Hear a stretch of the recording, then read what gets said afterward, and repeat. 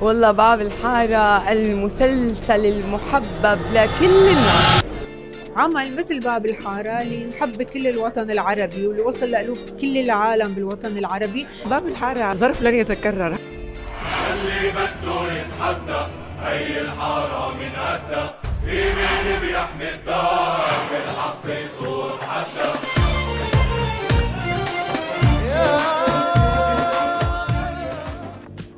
اكيد طبعا احنا معتمدين على فكره مش باب مش الناس هتتفاجئ ان هي مش المسلسل نفسه.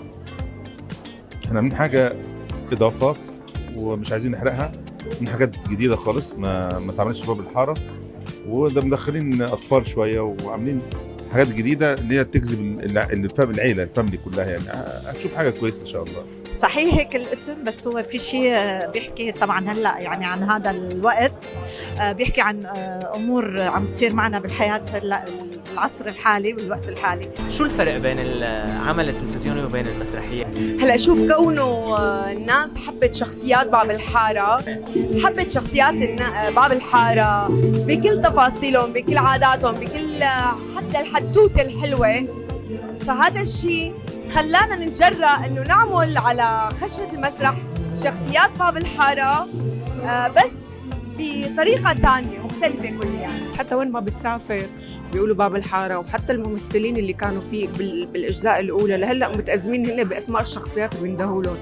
فما بعرف هي يعني خير عليهم أو شغلة هيك، بس بالنهاية كله فن وكله نجوم موجودة بالدراما، يعني باب الحارة شيء تاني كله فن. في فترة من الفترات العالم أصلا نسيت هاي العادة أنه يروح على المسرح يشوف المسارح. شوي شوي مع الوقت العالم ما بقى عندها روحة السينما ولا روحة المسرح شغلة مهمة، مع أنه هي شغلة كتير مهمة وأساس الفن وأساس الثقافة بصراحة بين الأجيال. هلا باب الحارة سبحان الله اجتمعت عليه محبة الكون، لأنه الحقيقة العمل يعني عمل شعبي وبيئة بامتياز، عرف العالم كله على البيئة السورية هيك ببساطتها بعفويتها بحبها. نحن بهذا العرض موجودة معنا شخصيات هي شخصيات أساسية بباب الحارة بكاركتراتها اللي الناس بتعرفها واللي الناس بتحبها.